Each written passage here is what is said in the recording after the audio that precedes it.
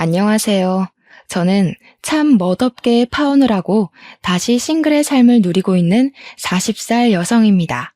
말 그대로 전 사랑하는 예비 신랑과 상당히 쪽팔린 상황에 처해 기가 막히게 파혼을 했습니다. 그때 일을 다시 회상하기만 해도 얼굴이 시뻘개진 상황이었죠.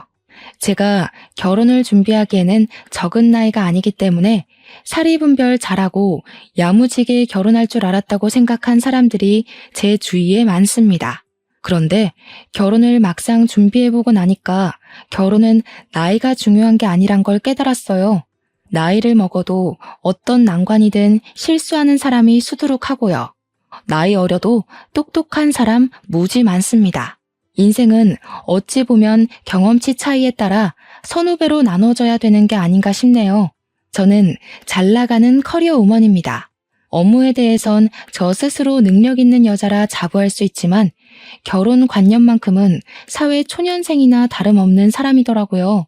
말을 나름 거창하게 표현해 저 스스로를 포장해봤지만 실상은 그냥 무지해서 바보같이 뒤통수 당한 사람이에요. 아직도 그날을 생각하면 소름보단 창피함이 몰려옵니다. 저의 잘못이란 걸 저 또한 무척 잘 알고 있으니 나이 먹고 왜 저러나 하는 시선보다는 저럴 수도 있겠구나 생각하며 들어주셨으면 합니다. 제게는 진실한 사랑이라고 느낄만 했던 시기가 좀 늦게 찾아왔습니다. 살면서 연애를 안 해본 건 아니지만 그동안 결혼하고 싶을 만큼 이렇다 할 남자가 없어서 짧게 만나고 헤어지길 반복했어요. 제가 나이가 드니까 당연히 연애를 시작한다면 언젠가는 결혼 얘기로 이어질 수밖에 없었는데 그럴 때마다 남자 쪽에서 먼저 뒷걸음질을 쳤습니다. 그래서 저는 평생 독거 인생으로 일만 하며 살다가 갈 줄 알았어요. 근데 사람에게는 다 때가 있고 기막힌 운명이 있다더니 한날 난생 처음 결혼하고 싶다는 마음을 느껴보도록 해준 상대가 나타났습니다. 당연히 예비 신랑의 존재였고 저는 그 만남을 특별하게 생각했어요. 저는 음악 쪽으로 직업을 가지고 있는 사람입니다. 제가 운영하는 학원에 예비 신랑이 수강생으로 들어왔었어요. 지금 생각하면 예비 신랑이 제게 의도적으로 접근했다는 걸 알겠는데 그때만 해도 제가 남자를 안 만난 지 너무 오래되어 순진했던 것 같습니다. 예비 신랑은 저보다 5살이 어린 친구였어요. 당연히 초반에는 예비 신랑을 남자로 생각하지 않았습니다. 5살 차이면 제 인식에선 저의 또래가 아니라 한참 어린 친구였거든요. 그런 친구에게 호감을 느낄 건더기도 없었지만 제게 호감을 표시해 줄 거라고도 생각을 못했어요. 그래서 예비 신랑이 처음으로 제게 호감 표시를 했을 때 바로 선을 그었습니다. 하지만 예비 신랑 고집도 보통이 아니더라고요. 제게 근 1년이나 일관된 마음을 보여주는데 기간이 길어지니까 그게 단순한 호기심이 아닌 진심이라고 제가 착각을 해버렸지 뭡니까. 지금 생각해보니 참 우스운 착각이었네요. 그렇게 제가 마음을 열자 그 이후 예비 신랑의 표현은 좀 더 적극적으로 이어졌습니다. 부담스럽지 않은 선에서 예비 신랑이 제 사적인 영역을 조금씩 침범해왔고 나중에는 제가 예비 신랑이 곁에 있는 걸 당연하게 생각될 정도로 함께 하는 날이 늘어갔어요. 자연스레 연락을 주고받는 건 물론이고 돈 없는 학생이었던 예비 신랑은 제 학원에 자처해서 아르바이트를 하기도 했습니다. 아침부터 귀가 전까지 둘이서 같이 시간을 보내다 보니까 예비 신랑의 존재가 제 편견 속 어리기만 한 모습과는 다른 장점들도 많이 보이더라고요. 나이에 비해 꽤 현실적이었고 실속 있다는 것 외에도 애늙은이처럼 말하는 본색 또한 상당히 어른스럽고 중후했습니다. 예비 신랑과 같이 있으면 오히려 제가 예비 신랑보다 떨어지는 기량을 가진 것 같기도 했어요.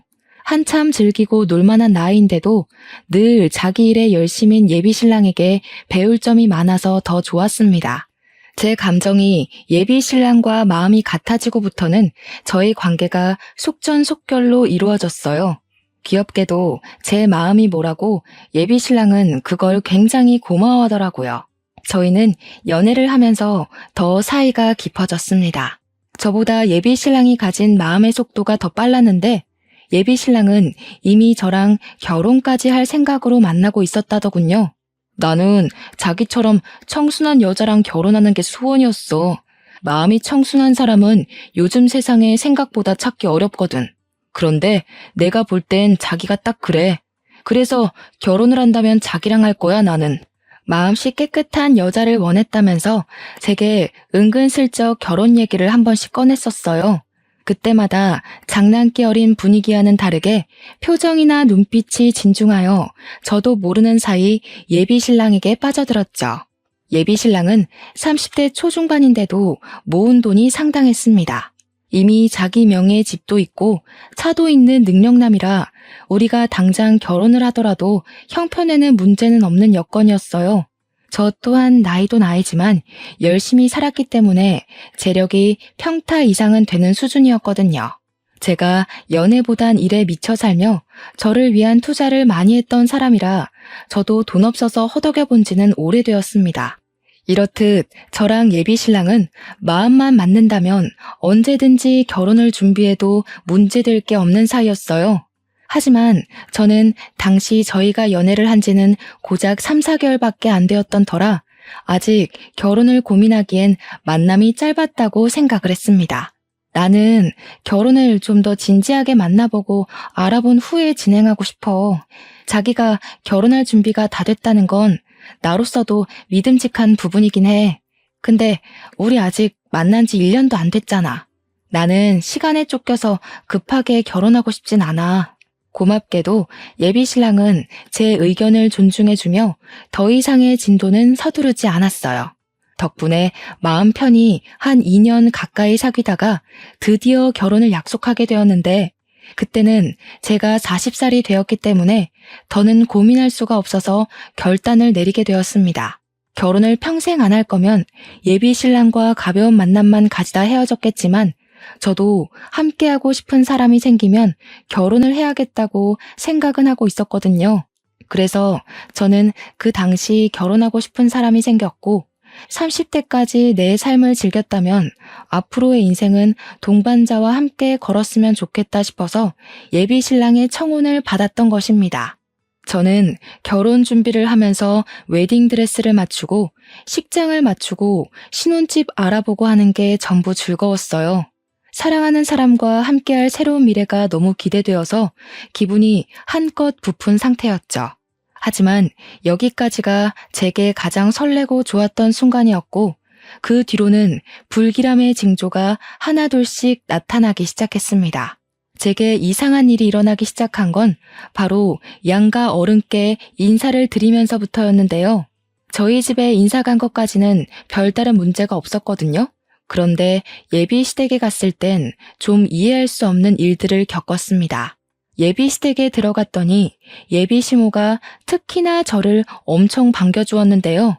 예비 신랑이 화장실 간 사이 집 구경시켜주겠다며 저를 데리고 막 돌아다니다가 예비 시부모 방까지 들어가게 됐거든요. 그런데 예비 시부가 쓰는 책상에 웬 모르는 젊은 여자 사진이 하나 있더라고요. 그 옛날 책상들 보면 유리로 덮인 책상 있잖아요. 그 안에 젊은 여자 사진이 끼워져 있었어요. 예비 시모의 젊은 모습이라고 하기엔 사진 자체가 너무 현대식이라서 예비 시모는 아닌 듯 했고 예비 신랑한테 여동생이나 누나가 있냐고 하니 그건 또 아니었거든요. 웬만하면 모른 채 할 수도 있었지만 책상에 끼워 놓을 정도면 어느 정도 소중한 사람이라는 거 아닙니까? 그래서 저는 대놓고 예비 시모한테 물어봐야 했어요. 물론 혹시 실례될 질문일지도 모르니 빙빙 둘러서 말입니다. 어머님, 이분은 누구세요? 대영 씨는 외동이라고 알고 있는데 혹시 어머님 젊었을 때예요? 되게 미인이시다. 옛날 사진을 요즘식으로 인화하신 거예요? 그렇게 물었더니 예비 시모가 자기 아들 자랑을 술술술 하다가 제가 가리키는 걸 보곤 급당황을 했습니다. 그리곤 사진에 대한 얘기는 생략하고 이상한 동문서답을 했어요. 이제 그만 밥 먹자더니 저를 데리고 급하게 거실 밖으로 나와버렸죠. 어르신이라서 그런지 아니면 제가 정말 물으면 안 될 일을 물어서 그런 건지 예비 시모 행동이 너무 부자연스럽더라고요. 그렇게 수상쩍게 나오는데 제가 더 궁금하지 않겠습니까? 일단 예비 시댁에선 마무리 잘하고 나와서 예비 신랑한테 따로 그 사진의 존재를 물었습니다. 엄마가 그 사진 아직 안 치웠나 보네? 사실 내가 지난번에 전 약혼녀 얘기한 적 있잖아. 걔랑 결혼까지 갈 뻔한 사이였는데 걔가 알고 보니 자기 집 형편을 사기쳤더라고. 그래서 파혼한 사람이야. 그러니까 한마디로 전 약혼녀 사진이 버젓이 있다는 겁니다. 그런데도 예비 시부모가 전 약혼녀 사진을 갖고 있는 건 예비 시댁과 그녀가 많이 친했었다고 그래서 그녀의 소식을 가끔씩 궁금해한다고 하는 겁니다. 예비 신랑은 제가 괜히 신경 쓸까봐 그는 그녀 욕을 더 하면서 자기 입장에서는 꼴도 보기 싫은 여자라고 했습니다. 예비 신랑이 파혼했다는 이력을 못 들은 게 아니었기에 그냥 싶었는데 그 변명 자체가 제게 그리 개운한 변명은 아니었어요. 도대체 전 약혼녀랑 집안이 얼마나 가까웠길래, 도대체 그녀가 얼마나 자기 집 형편으로 사기를 쳤길래 책상에 사진까지 보관할 정도로 좋았던 관계가 파혼으로 치달았나 궁금했습니다. 물론 전 약혼녀랑 파혼하는 덕에 제가 예비 신랑을 만난 거라 당시에는 그저 그녀가 예비 신랑을 놓쳐줘서 고맙게만 느껴졌어요. 그렇게 결혼식 날짜가 3주 뒤로 바짝 다가왔습니다. 저와 예비 신랑의 관계는 여느 때처럼 돈독했어요. 당시 저는 앞으로 다가올 성대한 식을 위해서 살도 빼야 하고 피부 관리도 해야 하고 신혼여행지도 알아봐야 하고 이런저런 일들 때문에 정신없이 보냈는데요. 그 때문에 예비 시댁에서 봤던 그 사진 여부에 대해선 까맣게 잊어버리고 있었습니다. 그렇게 한창 바쁘게 지내고 있던 날 제게 문자 하나가 왔어요. 모르는 번호였지만 결코 무시할 수 없는 저를 향한 경고 메시지 같은 거였는데요. 저더러 현재 만나고 있는 사람이 김대영 씨 맞냐고.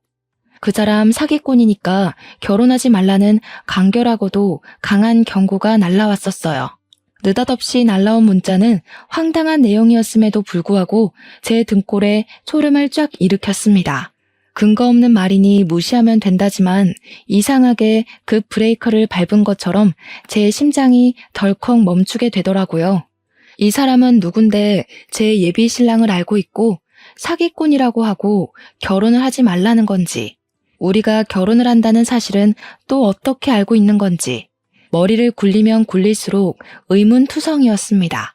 그냥 지나칠 수 없는 문자였으나 검증되지 않은 메시지이니 일단은 답장을 하지 않고 그날을 넘겼습니다. 그럼에도 그날은 하루 종일 제 머릿속에 그 문자 내용들만이 가득했어요. 그리고 바로 그 다음날 제가 답장이라도 해주길 바라는 건지 같은 번호로 비슷한 분위기의 문자가 또 날라오더라고요. 문자 내용은 역시나 예비 신랑과 결혼을 하지 말라는 협박조의 설득이었죠. 저더러 자기 꼴 나고 싶지 않으면 당장 헤어지라면서 예비 신랑이 집도 차도 다 자기 명의라고 하지 않냐고 그거 다 구라라고 했고, 예비 신랑이 본래 순진한 여자 께서 등쳐먹고 쉽게 살려는 제비새끼라는 욕들이 가득한 내용이었습니다. 이런 문자는 하루 이틀을 시작으로 매일매일 날라오기 시작했어요. 그럴 때마다 저는 계속 읽고 무시했고 그 찝찝한 문자를 그저 누군가의 장난일 뿐이라고만 생각하려 했습니다. 하지만 그런 부정의 문자를 계속 받다 보니 점점 정신이 이상해지는 것 같더라고요. 시간이 갈수록 문자의 황당한 내용들이 진짜처럼 느껴지지 뭡니까? 아직 예비 신랑한테 말은 안 한 상태였어요. 문자 내용을 보면 볼수록 이걸 보내는 당사자가 예비 신랑과 결혼 직전에 헤어졌다던 전 약혼녀의 존재 같았거든요. 왠지 제가 먼저 상황의 진위를 알아내고 싶었습니다. 혹시라도 이 문자들이 사실이라면요? 썩은 동아줄이 아니라면요? 당연히 제게 더 소중한 사람의 말을 믿어야겠지만 아마 다들 이런 의문의 메시지를 받는다면 대부분 흔들릴 거라고 생각합니다. 무슨 첩보 영화도 아니고 제가 왜 이런 수상쩍은 메시지를 받으면서 파혼을 협박당하고 있는 건지 당시에는 이것만으로도 충분히 현실적이지 못하다는 생각도 했었어요. 믿어야 되나 말아야 되나 그걸로만 고민한 지 한 2주 정도 되었을 때 저는 더 이상 혼자서 이 사실을 감당 못할 거라고 보고 예비 신랑에게 그간 받았던 문자 내용을 밝히기로 마음을 먹었습니다. 그래도 결혼식을 일주일 앞둔 예비 신부 입장에서 당연히 예비 신랑 쪽을 믿어야겠다는 일말의 신의로 물어본 거였죠. 대체 이 여자는 누군데 자기더러 사기꾼이래? 대꾸 안 하려고 했는데 솔직히 내가 결혼할 남자로 자꾸 이런 소리 들으면 나 좀 불안하거든. 제가 받은 문자를 보자마자 예비 신랑은 사색이 되더니 깜짝 놀라더군요. 그러고는 왜 진작 얘기 안 했냐고 갑자기 성질을 내더라고요. 그러다가 또 혼자 진정해서는 저를 안아주었습니다. 내가 예전에 전 약혼녀 얘기했었지. 걔가 나한테 집안 사기쳐서 파혼했다고 했잖아. 나한테 보복하려고 너 신상캐서 이 짓 하는 것 같은데 당장 차단해. 상대해줄 가치도 없는 여자야. 보복을 무슨 이런 식으로 하는데? 내 번호는 또 어떻게 알아서 이러는 거래? 이거 엄연히 범죄야. 자기도 이 여자가 이러는 거 몰랐을 정도면 이거 경찰에 신고해야 돼. 하는 짓이 정말 스토킹이잖아. 원래 뭐 없는 애들이 더 그리 추잡하게 나오는 거야. 그런 애들은 신고해도 답이 없어. 내가 진짜 알아서 할게. 돈 몇 푼 쥐어주면 더는 안 이럴 거야. 돈 몇 푼을 쥐어주는 것도 제 입장에서는 이해가 되지 않아서 예비 신랑을 말렸습니다. 그냥 신고하면 경찰이 생각보다 깔끔하게 처리해준다고 말했더니 예비 신랑이 절대적으로 자신이 알아서 하겠다는 의사를 보이더라고요. 그렇게 혼자서 갈팡질팡한 태도를 보이던 예비 신랑은 제 휴대폰을 가져가더니 전 약혼녀 번호를 차단했습니다. 이미 그런 행동만으로도 예비 신랑의 존재가 제게는 부자연스럽게 비쳤어요. 하지만 문제는 제게만 오는 문자가 아니었다는 겁니다. 문자는 그저 약과에 불과했는데요. 한날 엄마한테서 전화가 오더라고요. 받았더니 뭐라는 줄 아시나요? 아직도 이 부분은 기가 찹니다. 선주야, 나한테 이상한 문자가 하나 왔다. 어떤 사람이 네 신랑더러 뭣도 가진 것 없는 빈털털이니까 집안 망하기 싫으면 딸 결혼 말리라면서 이상한 소리를 하네. 이게 다 무슨 말이니? 이 문자 받고 네 아빠랑 얼마나 놀랐다고. 이때부터 저는 이게 예산일이 아니라는 걸 본능적으로 느꼈어요. 그 여자가 도대체 우리 엄마 연락처는 또 어떻게 알아낸 건지 이젠 어처구니가 없더라고요. 저는 일단 엄마를 안심시킨 후에 그 여자를 수신 차단하라고 시켰습니다. 그리곤 예비 신랑한테 제 엄마 사정까지 얘기를 했어요. 우리 엄마 전화번호까지 알아냈어. 이래도 내가 이걸 그냥 넘겨야 하는 일이야? 결혼식까지 얼마 안 남았는데 이 여자 하는 짓이 점점 더 심해지고 있잖아. 이러다 이 여자가 우리 결혼식까지 찾아와서 깽판 치겠어. 미안해. 나도 얘가 이렇게 정신 나간 애인 줄 몰랐어. 어떻게든 내가 알아서 처리할게. 우리 결혼은 아무 문제 없을 거야. 지난번에도 알아서 하겠다고 신경 쓰지 말랬잖아. 그런데 자기가 아무것도 못할 동안 이 여자가 지금 우리 엄마 전화번호까지 알아낸 거 아니야. 이런 소리 하기 싫은데 왜 자기 과거 여자 때문에 우리 부모님이 불안에 떨어야 돼? 나 이거 신고할래. 기분 나빠서 못 참겠어. 제발 나 좀 믿어줘. 얘가 아무래도 내가 찾는 거 눈치채고 갑자기 숨어버린 것 같아. 얼마 전에 마주쳤는데 도망친 이후로 못 찾고 있어. 이러면 경찰에 연락한다고 해도 말짱 도루묵이야. 나 조금만 믿고 기다려주라, 응? 우리 결혼식은 절대 차질 없게 할게. 예비 신랑은 제게 절절매며 사과를 하더니 한 3일은 연락이 없었습니다. 우리 결혼식은 고작 4일 앞으로 다가왔는데 갈수록 뭔가 잘못되고 있는 듯해 불안했어요.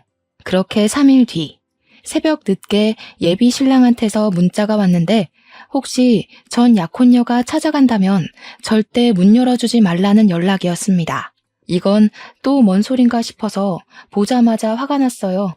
저는 신혼집 들어가기 전까지 부모님 집에 머물고 있는 중이었거든요. 혹시라도 무슨 일이 생길지도 모른다는 예비 신랑의 주의를 듣자 온몸에 공포가 싹 오르더라고요.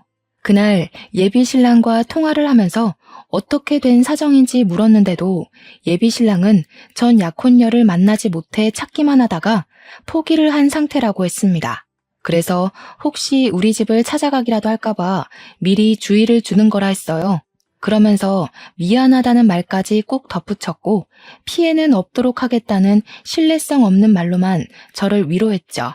그 일 때문에 예비 신랑과 새벽 내내 통화를 하느라 밤잠을 샌 저는 피곤한 몸으로 출근을 강행했습니다.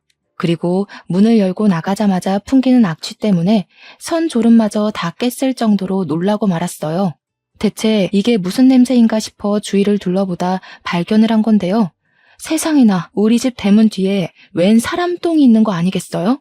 그냥 모양새나 굵기 등을 봐선 분명 사람 똥 같았습니다.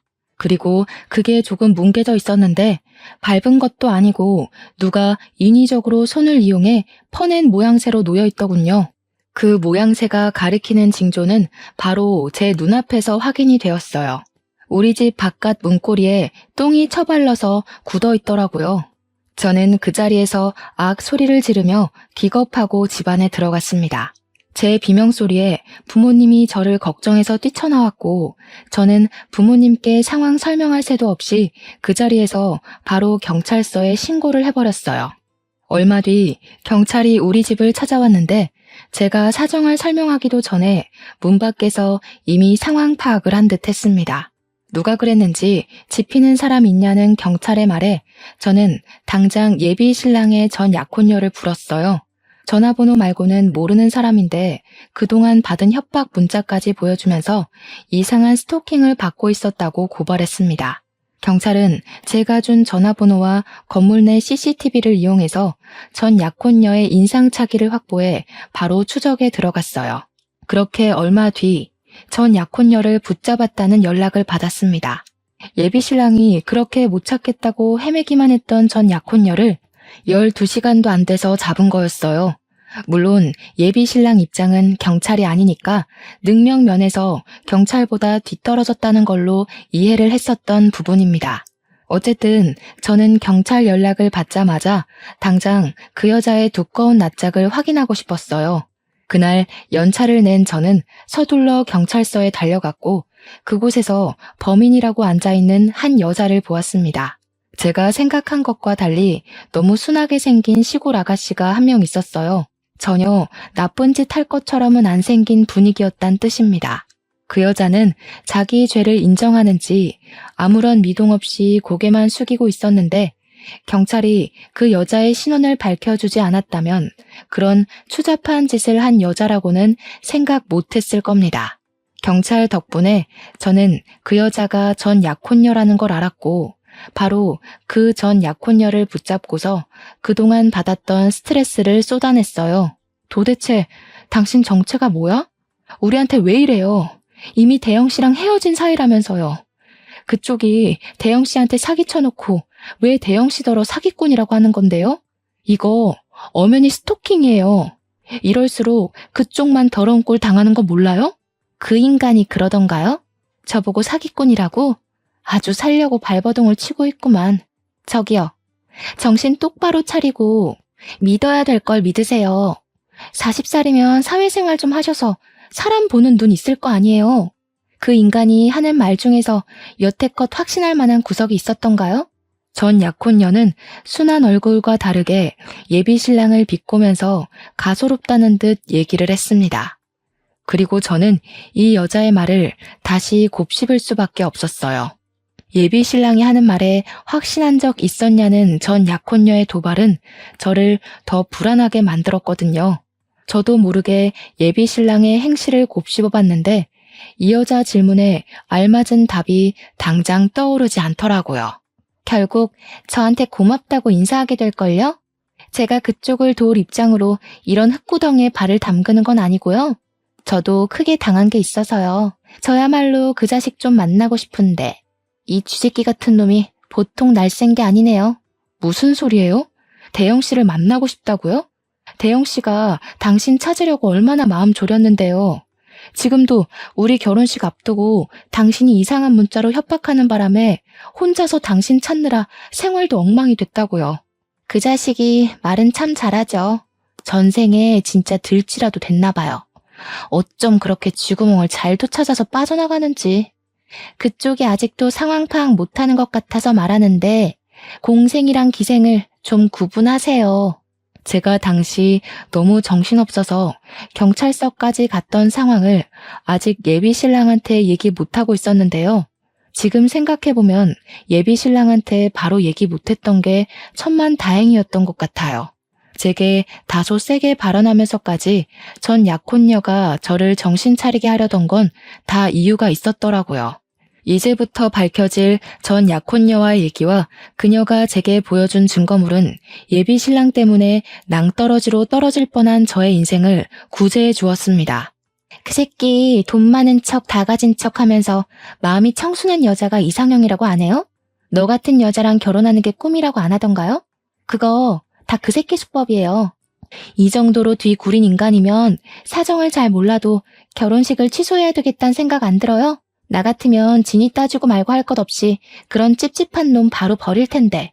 전 약혼녀 입에서 예비 신랑이 제게 했던 고백을 듣는 것만으로도 이미 충격인데 그녀가 하는 말은 더 이상 제가 예비 신랑을 신뢰할 수 없도록 만들었습니다. 예비 신랑이 전 약혼녀한테 접근했던 건 예비 신랑이 전 약혼녀에 대한 사전 조사를 제대로 안 해서 전 약혼녀가 상가 건물 몇 채는 갖고 있는 줄 알고 접근을 했었다네요. 뒤늦게 전 약혼녀에게 몇 억 가치의 건물이 없다는 걸 알고는 가차없이 버렸다고 했어요. 그런데 중요한 건 이런 수법을 당한 여자가 한둘이 아니었다는 겁니다. 전 약혼녀는 자기가 제일 긴 세월간 예비 신랑한테 사기를 당했다가 까였고 자기 부모님 통장을 훔쳐간 예비 신랑을 쫓기 위해서 이를 갈며 예비 신랑의 다른 약혼녀들까지 만나서 고소하기로 마음을 모아왔다고 했어요.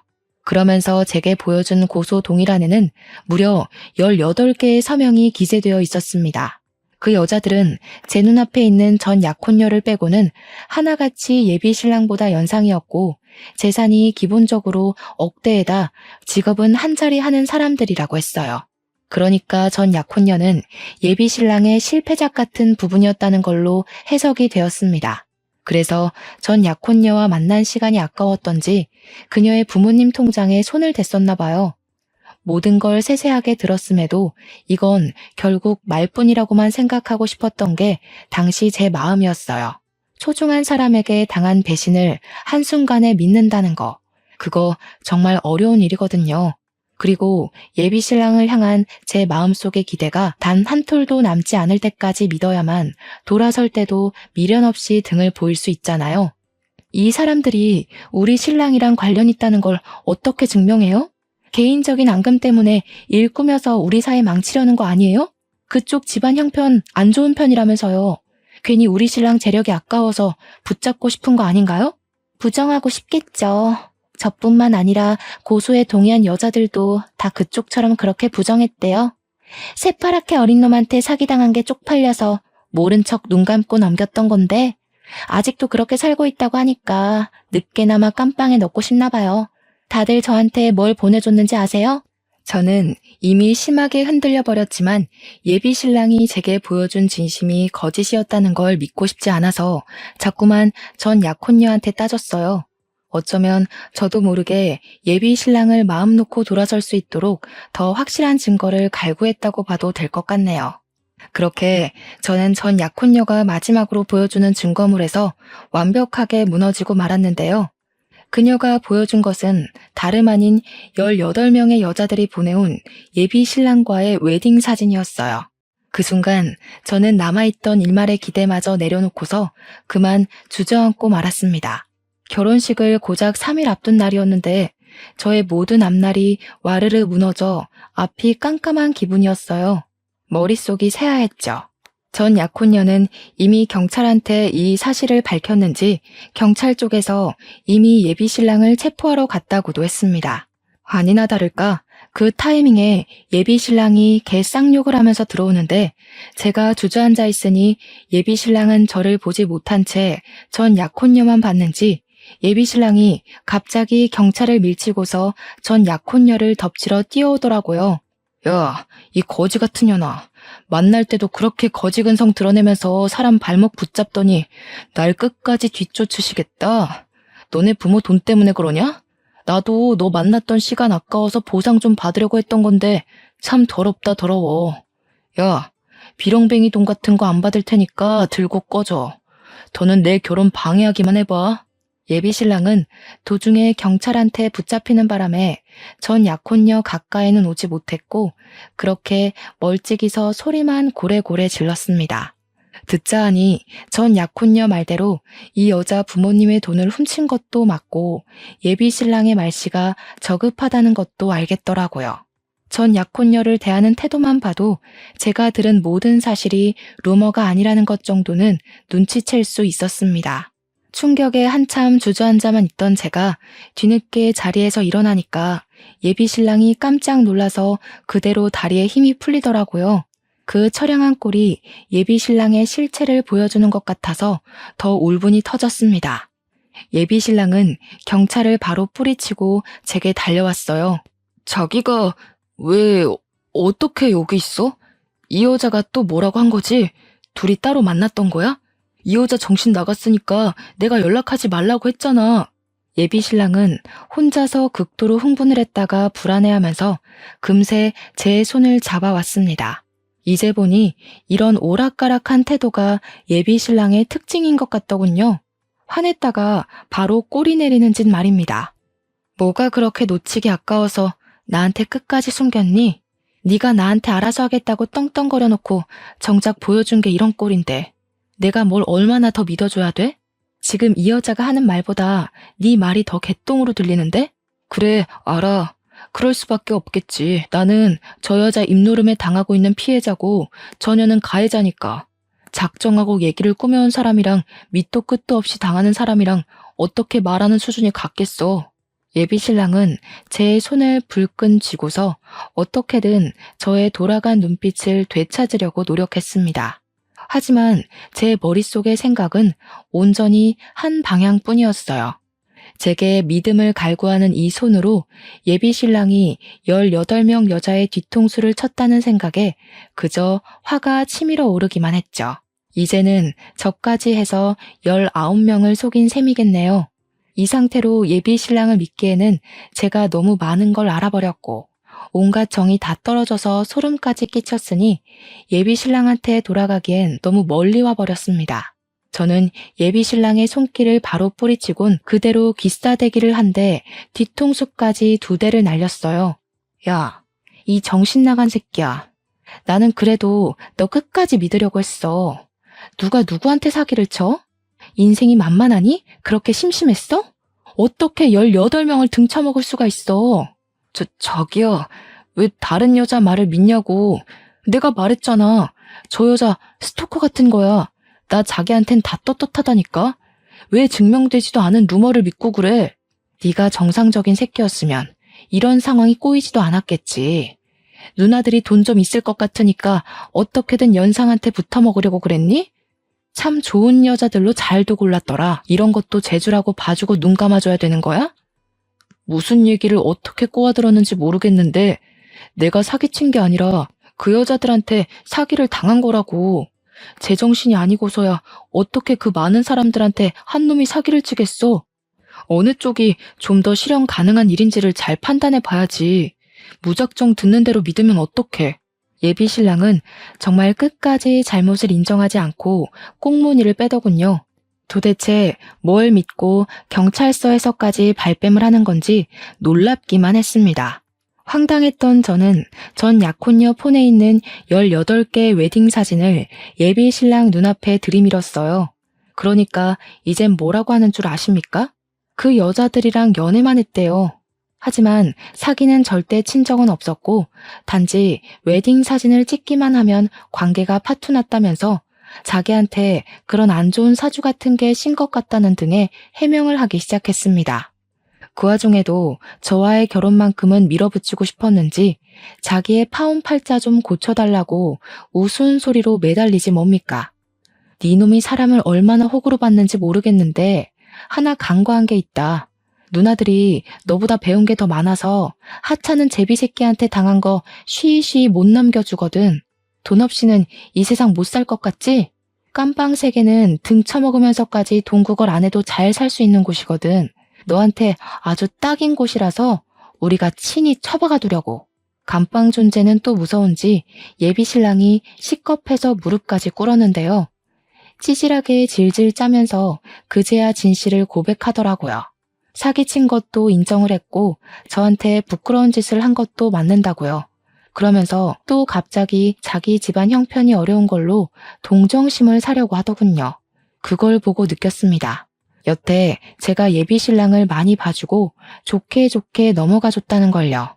네가 내 돈까지 등쳐먹었으면 나 네 면상 2대로 안 끝냈어. 남자 구실하게 내버려 둔 것만으로도 감사해야 될 거다.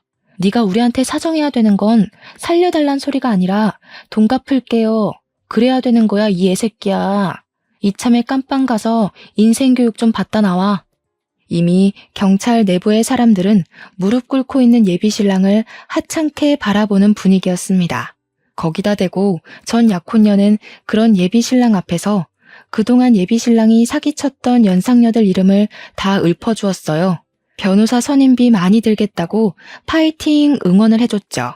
정말 제가 다 쪽팔려서 고개를 들기가 힘들었습니다. 저런 사기꾼 하나 알아보지 못하고 그동안 저놈 옆에서 시시덕거리며 보낸 세월이 모조리 창피함으로 남아버렸어요. 요즘 말로 흑역사라고 하나요? 사연 쓰는 곳이 아니었다면 제 지인들 앞에서는 감히 얘기를 꺼내보지도 못했을 정도로 민망했습니다. 그래도 저는 돈을 뺏기지 않아 다행인 셈이었어요. 다른 여자들은 예비 신랑한테 빌려준 돈이 상당하더라고요. 아마 제가 경제관념에서는 다소 냉정한 타입이라 예비 신랑이 은근슬쩍 보냈던 시그널을 못 알아챈 것일 수도 있습니다. 어쩌면 예비 신랑이 제게 돈을 뜯어가지 못해서 저와 결혼까지 진행하려고 했을 수도 있겠네요. 이래나 저래나 저는 운 좋게 나름대로 피해자 신세를 면했잖아요. 전 약혼녀들의 존재는 저를 공포스럽게 만들었지만 그들 덕분에 인생을 구제받은 셈이니 저는 예비 신랑 고소하는 데는 힘을 보태주기로 했어요. 다시는 이딴 사기꾼 새끼가 사람 마음 가지고 돈을 해먹는 일이 없도록 SNS에 신상까지 까발렸습니다. 저뿐만 아니라 18명 여자들도 전부 도움을 보태주는 덕에 예비 신랑 얼굴을 알리는 건 순식간이었어요. 아, 그리고 전 약혼녀는 저희 집에 똥 처바른 처벌을 따로 받게 되었는데요. 제가 그것만큼은 도무지 이해가 안 돼서 대체 왜 그랬냐고 다시 한 번 더 물었습니다. 그러니 전 약혼녀가 하는 말이 저한테 강하게 충격을 주지 않으면 또 예비 신랑한테 끔뻑 속는 피해자가 생길 것 같아서였다고 해요. 당연히 사람 똥은 아니고 개똥을 모아서 만들어 놓은 거라고 했습니다. 전 약혼녀는 뒤늦게나마 제게 진심으로 사과를 했어요. 그 여자의 말이 변명이었든 아니든 간에 제가 납득할 수 있을 만한 해명이었습니다. 실제로 제가 그런 강력한 방법 덕분에 제가 예비 신랑을 떼어놓을 수는 있었잖아요. 그래서 저는 전 약혼녀 쪽에서 문짝 전체를 배상하는 걸로 하고 합의해줬습니다. 그리고 고소 진행도 방지턱 하나 없이 속전속결 진행되었어요. 예비 신랑은 수많은 대상을 상대로 대략 6억 원가량을 상습 사기친 죄로 4년 유기징역에 처해졌다고 들었습니다. 제가 맞은 뒤통수의 세기에 비하면 아주 허망한 결론이었지만 그래도 불구덩이에 발 담그기 직전에 빠져나올 수 있어 다행으로 보려고 해요. 그런데 역시나 잘못 밟을 뻔했던 똥은 근처만 가도 냄새에 배이는 법인가 봐요. 예비 신랑이 잘못되었다는 사실 때문에 예비 시댁에서 제게 따로 연락이 왔었는데 저를 뭘 얼마나 봤다고 엄청나게 배신을 당한 것처럼 원망을 하더라고요. 내가 너 그렇게 안 봤는데 감히 내 아들을 감옥에 보내? 내 아들이 무슨 사기를 쳤다고 그러냐? 여태까지 아무런 문제 없이 효도하면서 잘만 살아온 착한 아들이야. 어디 그런 쪽팔린 이유를 만들어다가 남의 집 귀한 자식한테 먹칠을 해? 이보세요. 저희가 상견례 안 한 이유는 뭔 줄 알고 큰 소리세요? 그쪽 아드님께서 그쪽들이 말실수라도 할까봐 입막음 시키려고 생략한 거랍디다. 긴 말하기 싫고 아드님 쪽팔린 죄명을 믿든 말든 그건 내 알 바 아니고요. 이미 피해자들이 그놈 잡아먹으려고 쌍심지를 켜고 있어요. 아들 목숨 건사하길 바라면 사기꾼 부모답게 집안에 꽁꽁 숨어서 사시는 게 좋을걸요? 그날 예비 시모 전화를 깔끔하게 마무리했지만 왠지 이쪽 사정을 예비 신랑의 전 약혼녀한테 알려주고 싶더라고요. 예비 시댁에서 전 약혼녀랑 많이 친했었다고 했잖아요. 그래서 전 약혼녀한테 예비 시모 연락처를 넘기며 예비 시댁의 입장을 전달해 주었습니다. 그랬더니 전 약혼녀가 예비 시모한테 바로 전화를 걸었나 보더라고요. 예비 시모가 엄청 환대를 했다는데 거기다 대고 전 약혼녀는 자기 돈 내놓으라면서 당신 아들이 우리 부모님 돈 훔쳐갔다고 고래고래 소리를 질렀다네요. 예비 시모가 식겁하고 전화를 먼저 끊었는데 전 약혼녀가 끈질기게 연락을 하며 끝까지 돈을 갈구하고 있다고 했습니다. 그 말을 듣고 예비 시모 표정이 상상되어 얼마나 웃겼는지 몰라요. 동시에 좀 씁쓸한 감정이 밀려오는 건 어쩔 수가 없더라고요. 살면서 사기를 당하게 될 줄은 몰랐는데 그게 내가 사랑하는 사람 때문이라는 사실은 제게 큰 공허감을 주었습니다. 고작 별 볼 일 없는 사기꾼의 행각에 노란한 것이지만 그것에 제 인생 가치관이 크게 흔들려 버렸잖아요. 아마 당분간은 일에만 몰두하지 않을까 싶어요. 앞으로도 쉽게 결혼을 생각해 보는 일은 없을 것 같습니다. 그동안 많이 안다고 자부했던 제 자신을 반성하게 되는 시간이기도 했으니 불행을 이쯤에서 막은 걸 행운이라고 생각하렵니다.